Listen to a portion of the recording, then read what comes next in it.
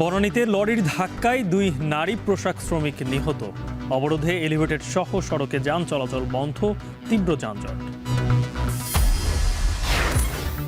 মাগুরায় শিশু ধর্ষণ মামলায় গভীর রাতে রিমান্ড শুনানি, মূল অভিযুক্ত হিটু শেখ সহ 4 আসামির বিভিন্ন মেয়াদে রিমান্ড। জুলাই শহীদ স্মৃতি ফাউন্ডেশনে অর্থ হাতিয়ে নিচ্ছে প্রতারক চক্র।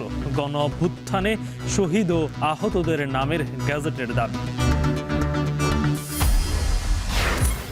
তারেক রহমান দেশে ফিরলেই কাউন্সিল করবে বিএনপি, বিগত আমলের বাস্তবতায় সম্ভব হয়নি আরপিও পরিবর্তনের দাবি। গণতন্ত্র আগে ফিরিয়ে আনতে হবে এবং আরপিও বিষয়গুলো অবশ্যই গুরুত্বপূর্ণ এবং আরপিওতে অনেক পরিবর্তন আনতে হবে। এবং জাস্টিন ট্রুডোর স্থলাভিষিক্ত হচ্ছেন কেন্দ্রীয় ব্যাংকের সাবেক গভর্নর মার্ক কার্নবি। বললেন, কখনোই যুক্তরাষ্ট্রের অংশ হবে না কানাডা।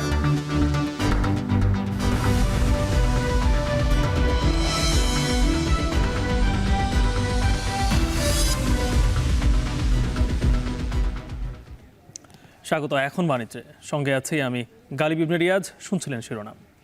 রাজধানীর বনানীর চেয়ারম্যান বাড়ি এলাকায় লরির ধাক্কায় নিহত হয়েছেন 2 নারী পোশাক শ্রমিক। তবে ঘাতক কোন পরিবহনের সাথে এই দুর্ঘটনা ঘটেছে তা এখনও শনাক্ত হয়নি বলে জানিয়েছে গুলশান ট্রাফিক বিভাগ। কারখানায় যাওয়ার পথে এই দুর্ঘটনা ঘটে। 2 পোশাক শ্রমিক নিহতের প্রতিবাদে চেয়ারম্যান বাড়ি এলাকার 2 পাশের রাস্তা বন্ধ করে বিক্ষোভ করেছেন শ্রমিকেরা। এতে ওই এলাকায় বন্ধ রয়েছে এলিভেটেড এক্সপ্রেসওয়ে সহ সড়কে যান চলাচল, দেখা দিয়েছে তীব্র যানজট। সকাল আনুমানিক 6টার দিকে এই ঘটনা ঘটেছে বলে জানা যায়।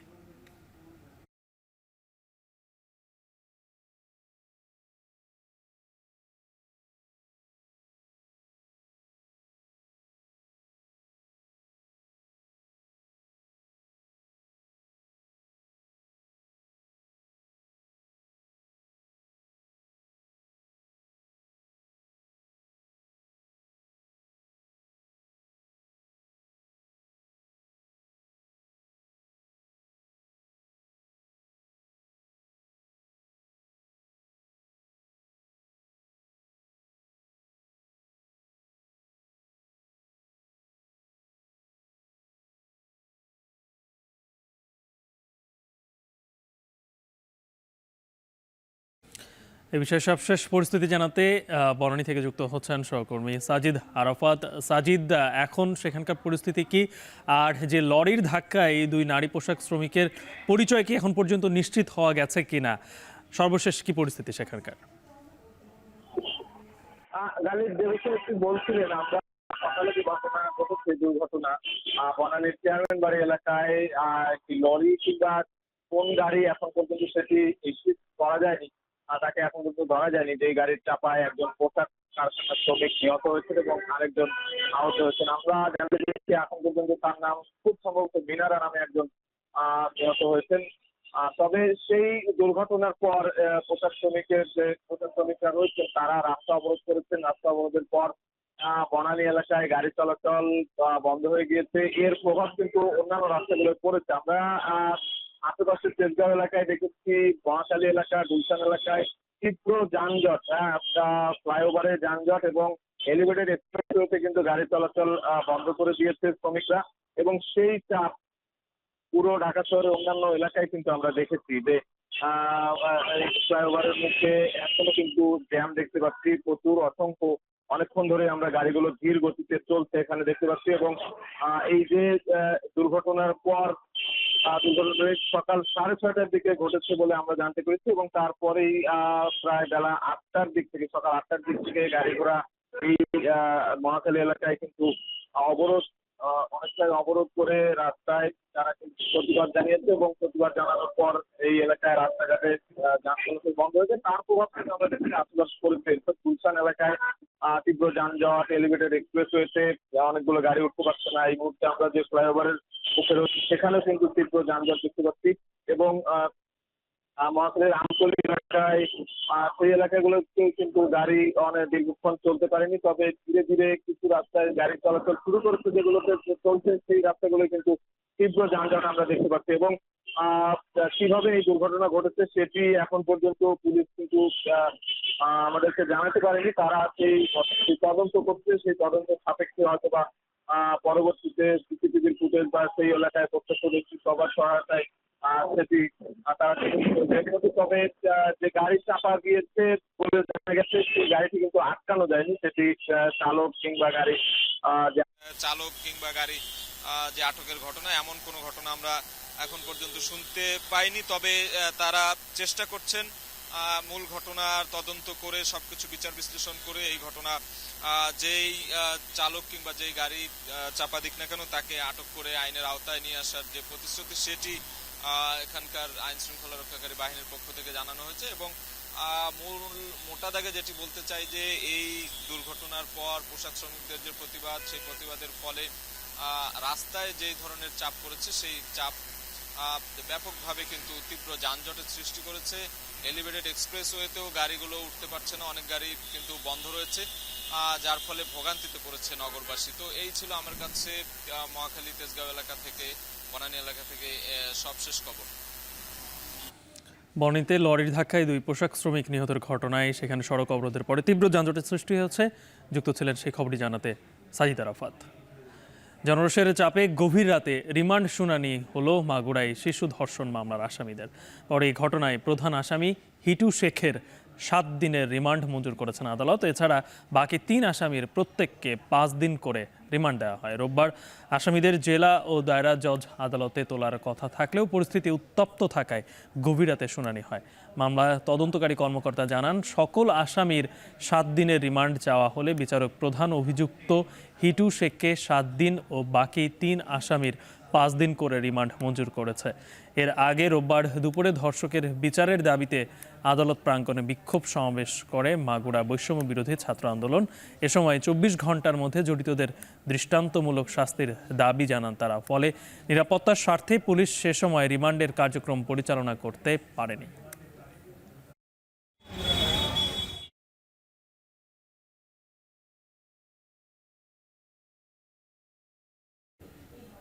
এ নিয়ে আরও বিস্তারিত জানাতে আদালত প্রাঙ্গণ থেকে যুক্ত হচ্ছেন সহকর্মী বিশ্বজিৎ বাপি। বাপি, শুধু মাগুরা না, পুরো বাংলাদেশে আসলে এই শিশু ধর্ষণের যে ঘটনা সেখানে এখন জ্বলে উঠেছে এক কথায় বলা চলে। এই যে বিভিন্ন ধরনের কর্মসূচি, এই কর্মসূচি আসলে কতটুকু প্রভাব ফেলছে আদালতে, আর আজকে কোনো কর্মসূচি আছে কিনা?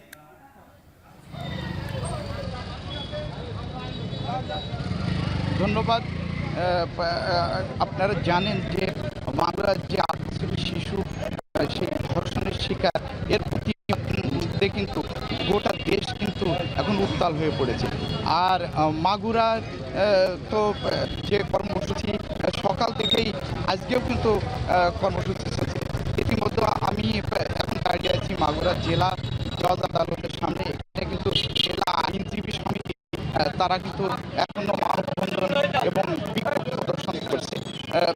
তো আপনাকে আরেকটি জানিয়ে রাখি যে গত গভীর রাতে কিন্তু যে রিমান্ড শুনানি, এই রিমান্ড শুনানিটাকে একটু আদালতে এসে পুলিশ নিয়েছে। এই রিমান্ড শুনানির কথা আপনাকে যেটা একটু বলতে চাচ্ছি, যে প্রধান যে আসামি যে হিটু শেখ, এই হিটু শেখকে 7 দিনের রিমান্ড এবং বাকি যে আর 3 জন আছে তাদের কিন্তু প্রত্যেককেই কিন্তু 5 দিনের রিমান্ড মঞ্জুর করেছে আদালত।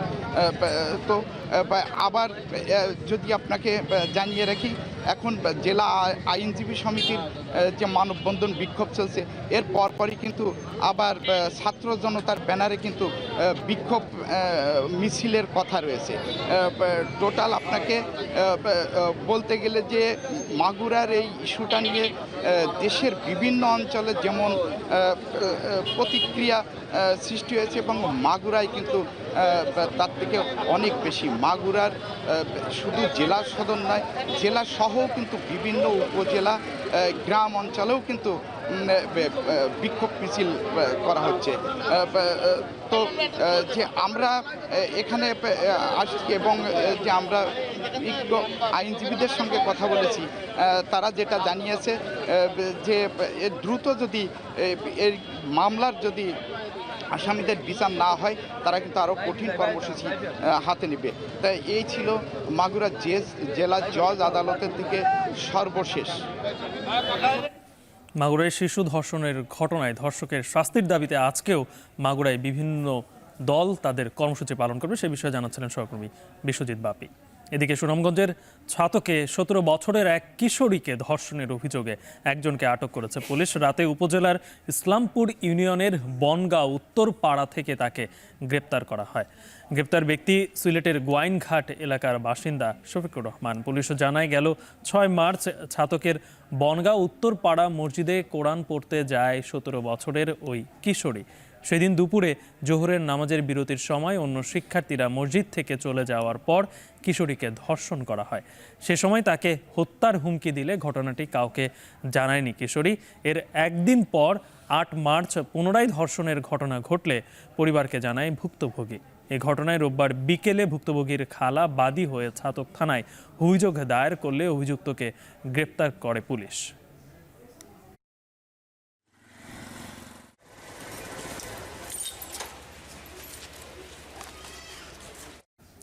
নারীর প্রতি সহিংসতা ও ধর্ষণের প্রতিবাদে আজও সারা দেশে বিক্ষোভ কর্মসূচি পালন করছে ছাত্র জনতা। এ নিয়ে বিস্তারিত জানাতে রাজশাহী বিশ্ববিদ্যালয় থেকে যুক্ত হচ্ছেন রাকিবুল হাসান। রাকিব, রাজশাহীতে ক্লাস ও পরীক্ষা বর্জন ছাড়া আর কি কি কর্মসূচি আছে? গালিব, গতকালকে আসলে ধর্ষণের প্রতিবাদ এবং নারীর প্রতি যে সহিংসতা প্রতিরোধে যে কর্মসূচি ছিল শিক্ষার্থীদের, সেখান থেকেই ঘোষণা হয়েছিল যে যতক্ষণ পর্যন্ত না আসলে ধর্ষকের বিচার হচ্ছে ততক্ষণ পর্যন্ত রাজশাহী বিশ্ববিদ্যালয়ে সকল বিভাগ এবং ফ্যাকাল্টিগুলোর ক্লাস পরীক্ষা বর্জন করবেন তারা। আজকে সকাল থেকে আমরা বিশ্ববিদ্যালয়ে ঘুরে দেখেছি প্রত্যেকটি ডিপার্টমেন্টে কিন্তু শিক্ষার্থীরা এসেছেন, তবে শুধুমাত্র তাদের দাপ্তরিক কাজগুলো তারা সারছেন। এখন পর্যন্ত কোনো ক্লাস বা পরীক্ষা হতে আমরা দেখিনি। আমরা ক্যাম্পাসে বিভিন্ন জায়গায় গুচ্ছভাবে শিক্ষার্থীদেরকে বসে আড্ডা দিতে দেখেছি, নানান বিষয় নিয়ে আলোচনা করতে দেখেছি। ক্লাসে তারা যাননি, একইভাবে শিক্ষকরাও কিন্তু ক্লাস পরীক্ষায় এখন পর্যন্ত নিচ্ছেন না কোনোখানেই। তো এরপরে কিন্তু আসলে রাজশাহী বিশ্ববিদ্যালয় সকাল 11টায় রাজশাহী বিশ্ববিদ্যালয়ের শিক্ষক, শিক্ষার্থী এবং যারা সমন্বয়করা আছেন তারা কিন্তু এই আন্দোলনের ডাক দিয়েছেন এবং তারা বলছেন যে সকাল 11টার সময় প্যারিস রোডে তারা বিক্ষোভ সমাবেশ করবেন এবং সেখানে সকল বিভাগ বা বিভিন্ন হলগুলো থেকে যেই মিছিলগুলো আসে সম্মিলিতভাবে তারা আবারও রাজশাহী বিশ্ববিদ্যালয়ের প্রধান ফটকের সামনে রাজশাহী ঢাকা মহাসড়কে অবস্থান নেবেন গতকালকের মতোই বলে আমরা এখন পর্যন্ত জানি। এছাড়া শুধু রাজশাহী বিশ্ববিদ্যালয় নয়, বিভিন্ন শিক্ষা প্রতিষ্ঠান, বিশেষ করে Rajshahi medical college, Rajshahi medical college হাসপাতালের ইন্টার্ন চিকিৎসক পরিষদ এবং বিভিন্ন রাজনৈতিক দল কিন্তু আজকে কর্মসূচি ঘোষণা করেছে। গালিব, আজকে আমরা জামাত শিবিরের যেমন কর্মসূচি দেখেছি, মিছিল এবং একই সাথে বিএনপির কর্মসূচি আছে, অন্যান্য ছাত্র সংগঠনগুলো, রাজশাহী কলেজের বিভিন্ন শিক্ষার্থীরা তারাও কিন্তু আসলে বিভিন্ন বিক্ষোভ সমাবেশ করবে। তো এইরকম নানান কর্মসূচিতে কিন্তু একেবারেই আজকেও ধর্ষণ বিরোধী নানা ধরনের আন্দোলন রাজশাহীতে আছে। তো গালিব, এই ছিল রাজশাহী বিশ্ববিদ্যালয় থেকে আমার কাছে সর্বশেষ খবর। ভোরাতে রাজধানীর তেজগাঁও, ধানমন্ডি, শাহবাগ ও নিউ মার্কেট থানা পরিদর্শন করেছেন স্বরাষ্ট্র উপদেষ্টা জাহাঙ্গীর আলম চৌধুরী। পরিদর্শনের সময় স্বরাষ্ট্র উপদেষ্টা থানার ডিউটিরত আইন শৃঙ্খলা বাহিনীর সদস্যদের দায়িত্ব পালনে আরও তৎপর, সজাগ ও সতর্ক থাকার নির্দেশ দেন। তিনি বলেন, যারা সংঘবদ্ধভাবে মব তৈরি করছে, চুরি, ছিনতাই, চাঁদাবাজি করছে এবং যারা ধর্ষণ, নারী ও শিশু নির্যাতন সহ বিভিন্ন ধরনের অপরাধমূলক কর্মকাণ্ডের মাধ্যমে আইন শৃঙ্খলা পরিস্থিতির অবনতি ঘটাচ্ছে, তাদেরকে যে কোনো মূল্যে আইনের আওতায় আনা হবে এবং বিচার প্রক্রিয়ার মাধ্যমে কঠোর শাস্তি নিশ্চিত করা হবে। কাউকে কোনো ছাড় দেওয়া হবে না। তিনি এ সময় বিভিন্ন অপরাধ ও আইন শৃঙ্খলা বিঘ্নকারী কার্যক্রম রোধে আইন শৃঙ্খলা বাহিনীকে আরও কঠোর হওয়ার নির্দেশ দেন।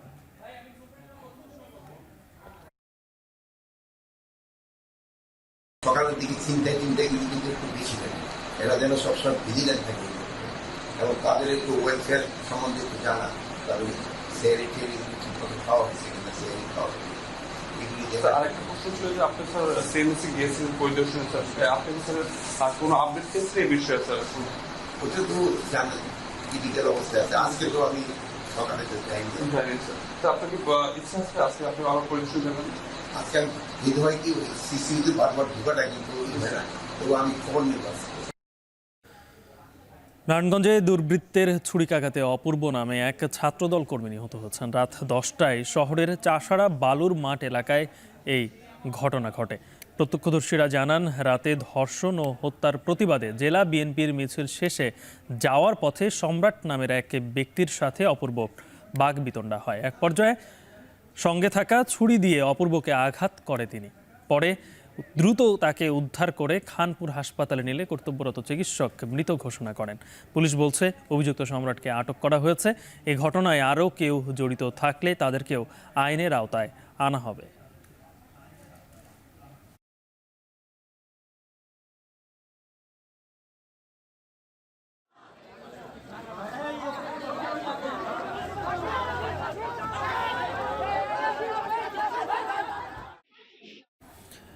এদিকে সাভারের আশুলিয়ায় ককটেল ফাটিয়ে স্বর্ণের দোকানে দুর্ধর্ষ ডাকাতির ঘটনা ঘটেছে। এ সময় ছুরিকাঘাতে ওই দোকানের মালিক নিহত হয়েছেন। রাত 9টার দিকে নয়ারহাটে দিলীপ স্বর্ণালয়ে এই ডাকাতির ঘটনা ঘটে। এ নিয়ে আরও জানাতে সেখান থেকে যুক্ত হচ্ছেন হুমায়ুন কবির। হুমায়ুন, এই ঘটনায় এখন পর্যন্ত কোনো মামলা হয়েছে কিনা, আর ডাকাতির ব্যাপারে পুলিশ কি বলছে, সেখানকার সবশেষ পরিস্থিতি কি?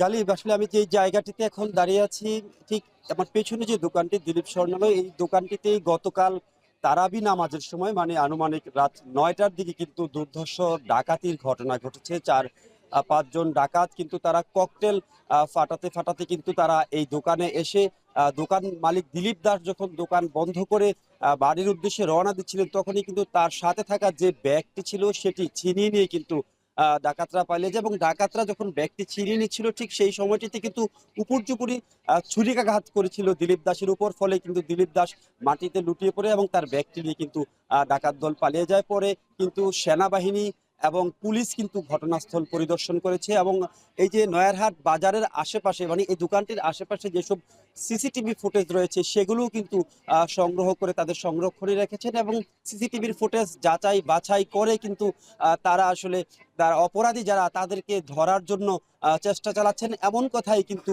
পুলিশ বলছেন। সকালে কথা হয়েছিল আশুলিয়া থানা ওসির সাথে, তিনি জানাচ্ছিলেন আসলে এখন পর্যন্ত কোনো আসামি আটক কিংবা গ্রেফতার করা কিংবা কাউকে শনাক্ত করা যায়নি। তবে পুলিশ এর পক্ষ থেকে এই চাঞ্চল্যকর যে ঘটনাটি ঘটেছে সেটি শনাক্তের চেষ্টা অব্যাহত রয়েছে, এমনটি কিন্তু আশুলিয়া থানা পুলিশ বলছেন। এর আগে গতকাল আসলে দিলীপ দাস যখন এখানে উপর্যুপরি ছুরিকাঘাতে আহত হন, তাকে কিন্তু সাভারের এনাম মেডিকেল কলেজ হাসপাতালে নিয়ে যাওয়া হয়। তারপর সেখানে কিন্তু চিকিৎসাধীন অবস্থায় তিনি সেখানে মৃত্যুবরণ করেন। পরে আজ সকালে কিন্তু সাভার মডেল থানা পুলিশ তাকে ঢাকার সোহরাওয়ার্দী মেডিকেল কলেজ হাসপাতালে পাঠিয়েছেন ময়নাতদন্তের জন্য। ময়নাতদন্ত শেষে কিন্তু তার মরদেহ আবার তার নয়ারহাটে নিয়ে আসা হবে, এমন কথাই কিন্তু আমরা পরিবার এবং পুলিশ সূত্রে জেনেছি। এবং সর্বশেষ যেমনটি বলছিলাম যে পুলিশ এবং সংশ্লিষ্ট আইনশৃঙ্খলা বাহিনী যারা রয়েছেন তারা আসলে সিসিটিভি ফুটেজ সংরক্ষণ এবং সংগ্রহ করেছেন, সেগুলো যাচাই বাছাইয়ের মাধ্যমে অপরাধীদের ধরার চেষ্টা করছেন, এমন কথাই কিন্তু জানা গেছে।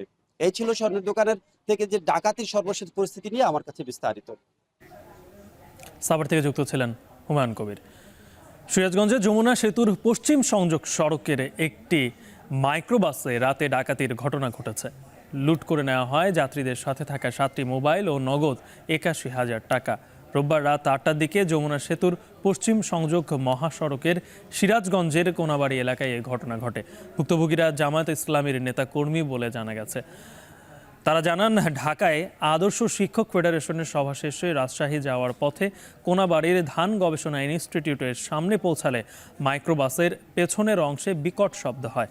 এ সময় গাড়ির টায়ারে সমস্যার কথা ভেবে যাত্রীরা নামলে দেশীয় অস্ত্র সহ 7 থেকে 8 জন ডাকাত হামলা করে।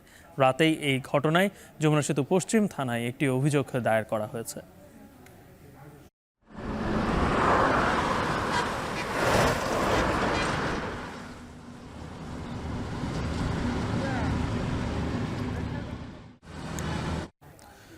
জুলাই অভ্যুত্থানে চরম বর্বরতার শিকার হয় ছাত্র জনতা। আহত হয়েছেন 22,000-এর বেশি মানুষ। শহীদ পরিবার ও আহতদের সহায়তা দিতে গড়ে তোলা হয় জুলাই শহীদ স্মৃতি ফাউন্ডেশন।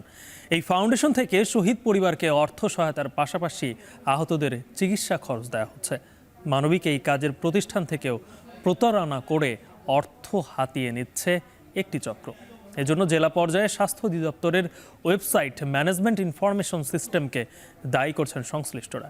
আরও জানাচ্ছেন দেলোয়ার দোলন। তখন কে কারে দেখছে বস, তখন যে কি অবস্থা ছিল এটা তো সবাই জানে। কে কারে দেখছে বস বলেন? যা বলছি সব সত্যি কথা বলছি। এই ব্যক্তিদের দাবি তারা জুলাই ছাত্র জনতার আন্দোলনে আহত হয়েছেন। বহু মানুষের দ্বারে দ্বারে ঘুরেও পাননি ন্যূনতম সহায়তা। সবশেষে এসেছেন জুলাই শহীদ স্মৃতি ফাউন্ডেশনে। হাসপাতালে এই যে চিকিৎসা করে না ঠিক মতো। আমাদের কাছে থাকা তথ্য বলছে এদের সবাই ভুয়া। এ যেমন ময়মনসিংহের নয়ন শিকদার ফটোশপের মাধ্যমে শরীরের বিভিন্ন স্থানে ব্যান্ডেজ লাগিয়ে এসেছেন সাহায্য নিতে। অন্যদিকে স্বাস্থ্য অধিদপ্তরের ওয়েবসাইটে MIS ভেরিফাইড তার। অন্য চিকিৎসা করছি, আমি জমা দিছিলাম যে জুলাই ফাউন্ডেশনে আমি সহযোগিতা পাবো। আমি ভাবছি আমি একটু আমার অসুবিধা চলতে গরিব মানুষ ভাবছি যে জি না, এটা আমার ভুল হয়ে গেছে। পোশাক শ্রমিক রোমান মিয়ার দাবি আহত হয়েছেন আশুলিয়ায়। জুলাই শহীদ স্মৃতি ফাউন্ডেশন থেকে প্রয়োজনীয় কাগজপত্র দেখিয়ে নিয়েছেন সাহায্য। এই পুরো কাজে তাকে সাহায্য করে কথিত সমন্বয়ক।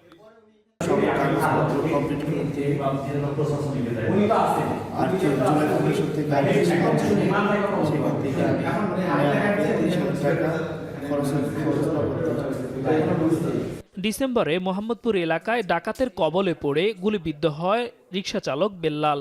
আন্দোলনে আহত দেখিয়ে নিয়েছেন সাহায্য, যা বেরিয়ে আসে অধিক তদন্তে। এদিকে জুলাই আন্দোলনে আহতদের পরিবারগুলো আর্থিক সাহায্য না পাওয়ার অভিযোগ দিন দিন বাড়ছে। কারণ জানালেন ফাউন্ডেশনের এই কর্মকর্তা। সিভিল সার্জন মানে ভালো করে যাচাই বাছাই না করেই তুলে দিচ্ছে। যখন এগুলো আমাদের কাছে ওই কাগজগুলো আসছে, আমরা যখন ওই ডকুমেন্টসগুলো দেখতেছি সে তো MIS ভুক্ত হওয়ারই যোগ্য না। বিভিন্ন পন্থা অবলম্বন করে MIS ভুক্ত হচ্ছে। এখন সেই ক্ষেত্রে আমরা একটু ধীর গতিতে আমরা চলতেছি। সেই বিকাশ নম্বরটি একটু বলুন তো। ছাত্র জনতার অভ্যুত্থানে হতাহতদের সহায়তার জন্য গঠিত হয় জুলাই শহীদ স্মৃতি ফাউন্ডেশন। কিন্তু স্বাস্থ্য অধিদপ্তরের ওয়েবসাইট MIS বিভ্রান্তিতে ফেলছে ফাউন্ডেশনকে। এতে জুলাই ফাউন্ডেশনের ভেরিফিকেশন সেলের চাপ বাড়ছে। যখন মাঠ প্রশাসন থেকে কাজ করছে ওনারা কিন্তু ছাত্র প্রতিনিধি এবং জেলা সিভিল সার্জন, জেলা প্রশাসক মিলে একটা কমিটি আছে, ওনারা এটা ভেরিফাই করে দেন একটা MIS-কে ভেরিফাইড করা হওয়ার কথা, কিন্তু অনেক ক্ষেত্রে সেটা হচ্ছে না।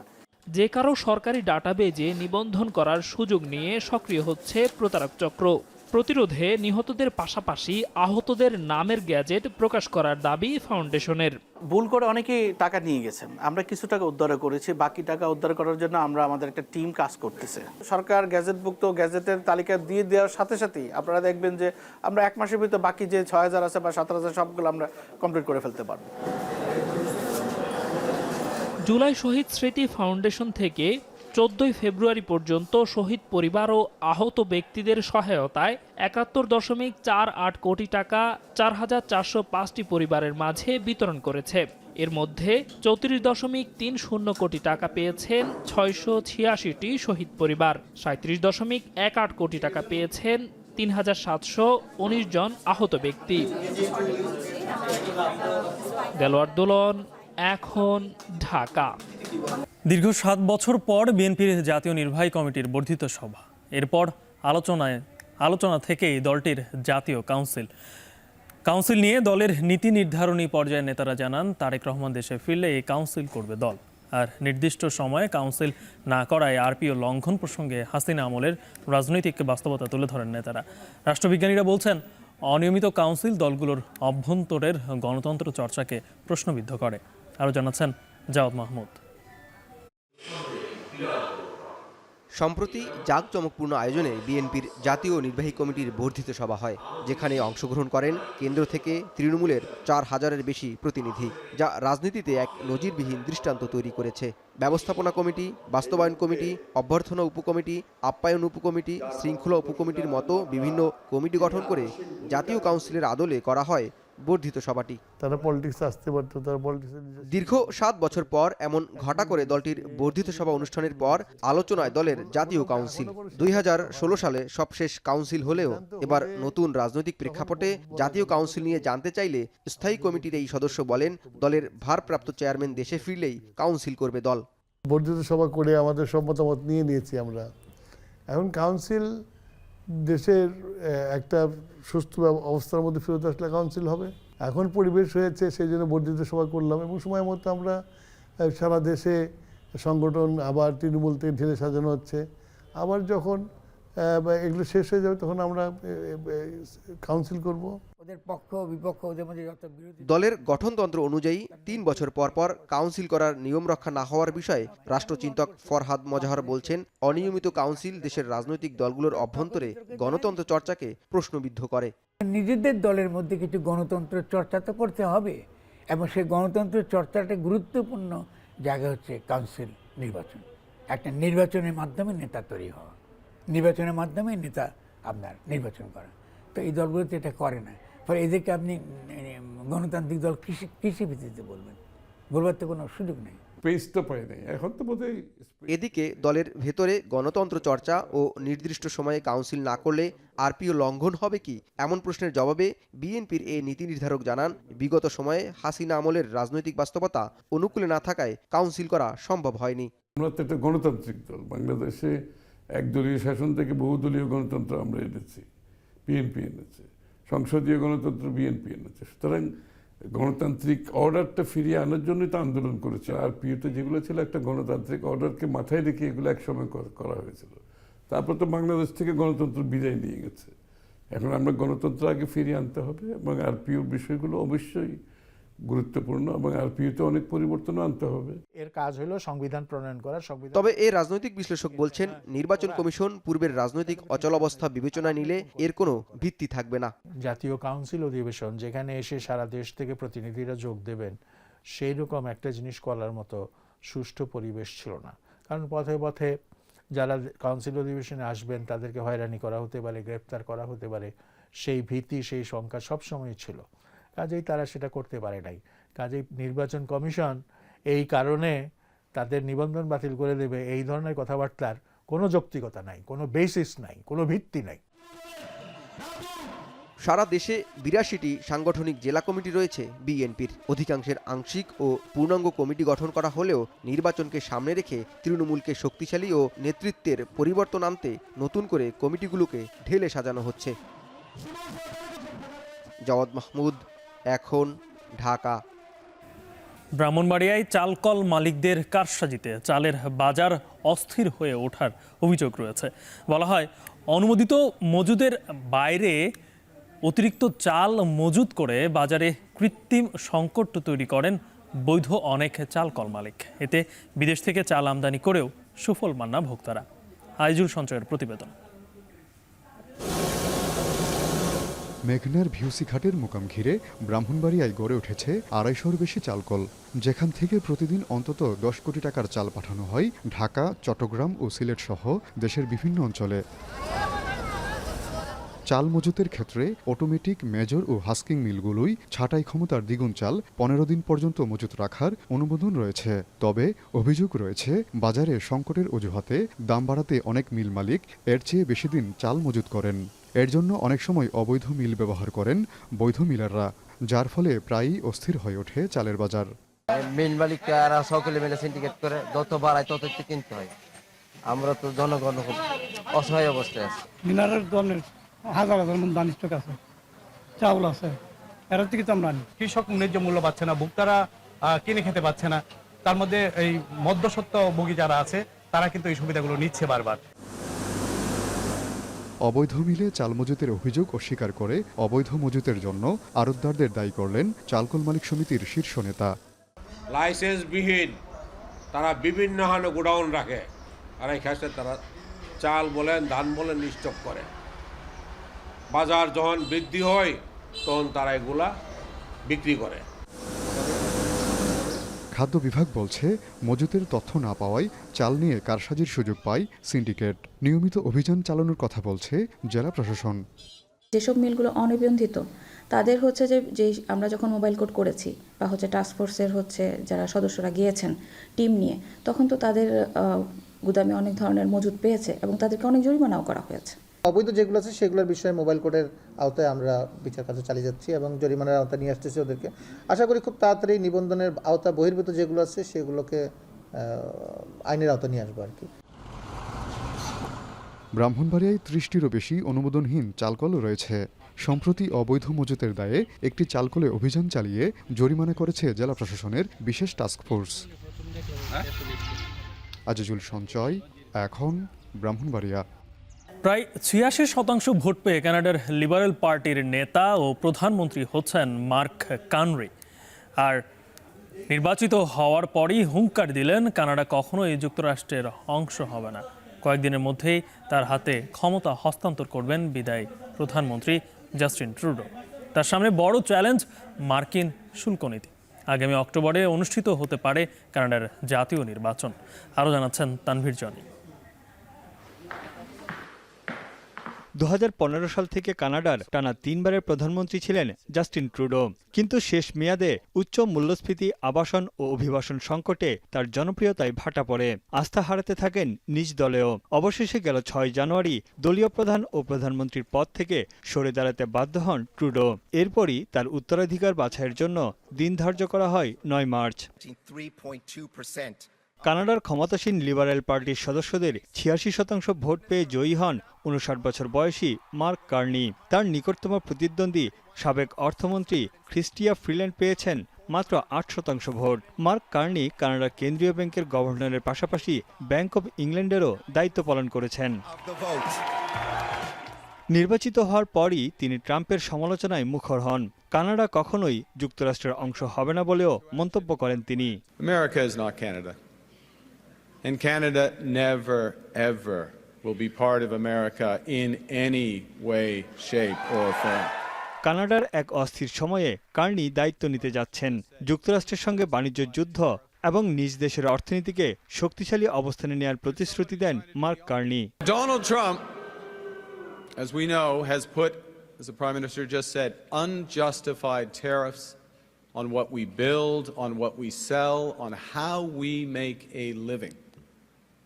He's attacking Canadian families, workers and businesses, and we cannot let him succeed. Mark কার্নির রাজনৈতিক অভিজ্ঞতা বলতে গেলে নেই, তবে ট্রাম্পের সঙ্গে লড়াইয়ের জন্য এই ব্যাংকারকেই বেছে নিয়েছে লিবারেল পার্টি। তার বিজয়ে অভিনন্দন জানিয়েছেন নিউ ডেমোক্রেটিক পার্টির নেতা জগমিত সিং। তবে বিরোধী দল কনজারভেটিভ ও গ্রিন পার্টির নেতারা তার তীব্র সমালোচনা করেছেন। আগামী অক্টোবরের শেষ দিকে কানাডার জাতীয় নির্বাচন আয়োজনের সাংবিধানিক বাধ্যবাধকতা আছে। তার আগ পর্যন্ত দেশটির ক্ষমতায় থাকবেন মার্ক কার্নি। প্রধানমন্ত্রীর পদ থেকে ট্রুডোর আনুষ্ঠানিক পদত্যাগের পর শপথ নেবেন তিনি। ক্ষমতা হস্তান্তরে আরও কয়েকদিন সময় লাগতে পারে। তানভীর জনি, এখন বিশ্ব। রমজান মাসে আমিরাতে চলছে নানা আয়োজন। প্রবাসী কর্মীদের জন্য ঘরোয়া ইফতার মেনুর ব্যবস্থা করেছে বাংলাদেশি হোটেল রেস্তোরাঁগুলো। সাশ্রয়ী খরচে দেশীয় এসব প্রতিষ্ঠানে মিলছে বাংলাদেশি নানা খাবার। আরও জানাচ্ছেন কামরুল হাসান জনি। পবিত্র রমজান মাস কিছুটা স্বস্তি এনেছে আরব আমিরাতে বসবাসরত প্রবাসী বাংলাদেশিদের একাকিত্বে ভরা জীবনে। পরিবারের শূন্যতা ভুলতে অনেকেই শরিক হচ্ছেন সম্মিলিত ইফতার আয়োজনে। কখনো মালিক শ্রমিক, আবার কখনো শুধু সহকর্মীদের নিয়ে ইফতারের আয়োজন করছেন প্রবাসী কর্মীরা। তারা বলছেন পুরো রমজান মাস জুড়েই নানা পরিসরে চলতে থাকবে এই ধরনের আয়োজন। এখানে আমরা ব্যবসায়ী মিলে প্রতি বছর বিগত 10 বছর যাবত আমি এখানে দেখতেছি আমরা ব্যবসায়ী মিলে ইউনিটির মাধ্যমে ইফতার করে থাকি, সবাই একসাথে মিলে। যখন বাইরে আসি সবাই একসাথে বন্ধু বান্ধব মিলে সবাই একসাথে ইফতার করতে পারে, এটা আমাদের জন্য অনেক ভালো লাগে। আমার পরিবার এই জায়গায় থাকে, বাচ্চা কাচ্চারা এই জায়গায় লেখাপড়া করে, তারপরেও আমার কর্মচারীদের নিয়ে আমরা একসাথে মিলন মেলা করে ইফতার করতে ভালোবাসি। 30 দিনের প্রায় 20-25 দিনই আমরা কাউকে নিয়ে এরকম ইফতার করি। স্বল্প পরিসরে কেউ কেউ রান্না করলেও পরিবার পরিজন ছেড়ে দূর প্রবাসে অনেকেই ঘরোয়াভাবে ইফতার তৈরির সুযোগ পান না। অন্যদিকে হোটেল রেস্তোরাঁয় যে ইফতার মেনু পাওয়া যায় তার দামও তুলনামূলক সাশ্রয়ী। আমিরাতের স্থানীয় খাবারের পাশাপাশি ছোলা মুড়ি, বেগুনি, জিলাপি, আলুর চপ ও হালিমের মতো মুখরোচক দেশীয় খাবার পাওয়া যাচ্ছে এসব প্রতিষ্ঠানে। এছাড়া রমজান উপলক্ষে বিশেষ খাবারের আয়োজন করেছে কোনো কোনো রেস্তোরাঁ। তার আইটেমের মধ্যে স্পেশাল হচ্ছে চিকেন সাসলিক আছে, আমাদের এখানে চিকেন কাবাব আছে, জিলাপি আছে। জিলাপি আমরা অনলি 1 দিরহাম করে সেল করি, চিকেন সাসলিক 2 দিরহাম করে সেল করি, এবং অন্যান্য যে আইটেমগুলা পেঁয়াজ আলুর চপ সহকারে ওগুলা 1 দিরহাম করে আমরা এখানে সেল করি। এই এরিয়াতে বাংলাদেশি কাস্টমার বেশি আমাদের এখানে রয়েছে চনাপুট, আলুর চপ, পেঁয়াজু, বেগুনি, জিলাপি, মিহিদানা, মরিচা। এর পাশাপাশি আমরা এখানে বিরিয়ানি, হালিমও রেখেছি। খাজা বাবা খাসির লেগ রোস্ট আছে, আপনার ওই স্পেশাল শাহী মাটন হালিম আছে, বিফ হালিম আছে, তারপর আপনার আগ্নি বিরিয়ানি আছে। রমজানে হোটেল রেস্তোরাঁগুলোর সময়ও এসেছে পরিবর্তন। বিকেল 4টা থেকে বেচাকেনা চলছে সেহরির শেষ সময় পর্যন্ত। ভোক্তা ও ক্রেতাদের চাহিদা মাথায় রেখে নিজস্ব কারিগর দিয়ে দেশীয় খাবার তৈরি করছে এসব প্রতিষ্ঠান। বাংলাদেশিদের পাশাপাশি এসব রেস্তোরাঁর ইফতার মেনু টানছে ভিনদেশি ক্রেতাদেরও। দিনে প্রায় লাখ টাকার ব্যবসা করছে কোনো কোনো প্রতিষ্ঠানও। মরুর বুকেও দেশীয় এসব প্রতিষ্ঠানের কল্যাণে দেশে ইফতারের স্বাদ গ্রহণের সুযোগ পাচ্ছেন প্রবাসীরা। কেউ কেউ ক্রয় করছেন এসব প্রতিষ্ঠানে এসে, কেউ তৈরি করছেন নিজের হাতে।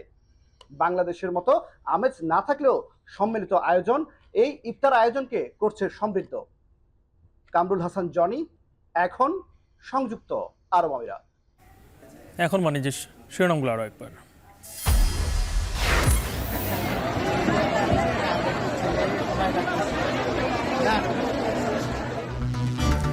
বনানীতে লরির ধাক্কায় 2 নারী পোশাক শ্রমিক নিহত। এলিভেটেড সচল হলেও শ্রমিকদের অবরোধে সড়কে তীব্র যানজট। মাগুরায় শিশু ধর্ষণ মামলায় গভীর রাতে রিমান্ড শুনানি। মূল অভিযুক্ত হিটু শেখ সহ 4 আসামির বিভিন্ন মেয়াদে রিমান্ড। জুলাই শহীদ স্মৃতি ফাউন্ডেশনে অর্থ হাতিয়ে নিচ্ছে প্রতারক চক্র। গণ অভ্যুত্থানে শহীদ ও আহতদের নামের গেজেটের দাবি। তারেক রহমান দেশে ফিরলেই কাউন্সিল করবে বিএনপি। বিগত আমলের বাস্তবতায় সম্ভব হয়নি আরপিও পরিবর্তনের দাবি। গণতন্ত্র আগে ফিরিয়ে আনতে হবে এবং আরপিও বিষয়গুলো অবশ্যই গুরুত্বপূর্ণ, এবং আরপিওতে অনেক পরিবর্তন আনতে হবে। এবং জাস্টিন ট্রুডোর স্থলাভিষিক্ত হচ্ছেন কেন্দ্রীয় ব্যাংকের সাবেক গভর্নর মার্ক কার্নি। বললেন, কখনোই যুক্তরাষ্ট্রের অংশ হবে না কানাডা। এই ছিল এখন বাণিজ্যের আয়োজনে। এখন টেলিভিশন ওয়েবসাইটে দেখতে ভিজিট করুন এখন.টিভি, ফেসবুকে চোখ রাখুন facebook.com/tv.এখন, আর ইউটিউবে লাইভ দেখতে ভিজিট করুন youtube.com/c/এখন টিভি।